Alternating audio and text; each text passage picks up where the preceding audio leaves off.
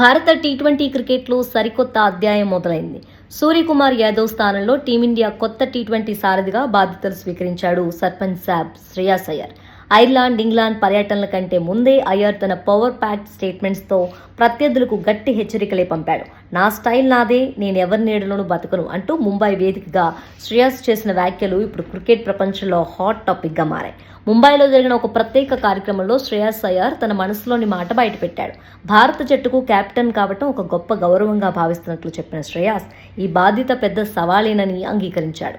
కానీ ఈ crazy position కోసం తన రియల్ క్యారెక్టర్ను మార్చుకునే ప్రసక్తే లేదని స్పష్టం చేశాడు. నేను ఇంతకుముందు ఎలా ఉన్నానో కెప్టెన్ అయ్యాక కూడా అలాగే ఉంటాను. మరొకరిలా మారటానికి లేదా ఎవరి నీడలోనో ఉండి నడవటానికి నేను సిద్ధంగా లేను. నాదైన శైలిలో జట్టును ముందుకు నడిపిస్తాను అంటూ ఒత్తిడిని చిరునవ్వుతో ఎదుర్కొనే తన మార్క్ యాటిట్యూడ్ని చూపించాడు. నిజానికి శ్రేయాస్ అయ్యర్ ప్రయాణం పూలబాట ఏమీ కాదు. 2023 డిసెంబర్లో చివరిసారిగా భారత్ తరపున టీ20 ఆడిన అయ్యర్ ఆ తర్వాత జట్టులో చోటు కోల్పోయాడు.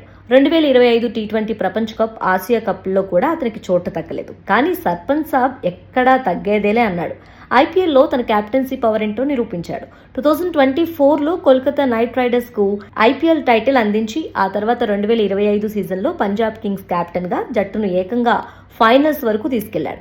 ఈ నిలకడైన బ్యాటింగ్, అగ్రెసివ్ కెప్టెన్సీనే అతనికి మళ్లీ టీమిండియా టీ20 కెప్టెన్సీ కిరీటాన్ని తెచ్చిపెట్టాయి. ఇక్కడ మనం ఒక ఆసక్తికరమైన విషయాన్ని మాట్లాడుకోవాలి. 2024లో కేకేఆర్ ఐపీఎల్ గెలిచినప్పుడు ఆ క్రెడిట్ అంతా టీం మెంబర్ గౌతమ్ గంభీర్ ఖాతాలోకి వెళ్ళింది. కెప్టెన్ గా శ్రేయస్ పాత్ర కొంచెం మరుగున పడిందనే టాక్ అప్పట్లో నడిచింది.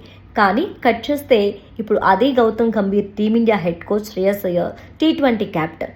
ఎవరి నీడలో ఉండనని శ్రేయాస్ చెప్పిన మాటలు ఈ కాంబినేషన్ ఉద్దేశించేనా అని చర్చ కూడా నడుస్తుంది. ఏదేమైనా ఈ ఇద్దరి మైండ్ సెట్ ఒకటే, అది విజయం.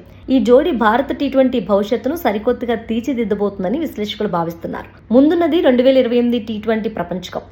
బీసీసీఐ ఒక లాంగ్ టర్మ్ ప్లాన్తో శ్రేయాస్ అయ్యర్కు ఈ బాధ్యతలు అప్పగించింది. ఒత్తిడిని తట్టుకొని టీంను లీడ్ చేయగల సత్తా సర్పంచ్ సాబ్కు ఉందని మాజీలు సైతం నమ్ముతున్నారు.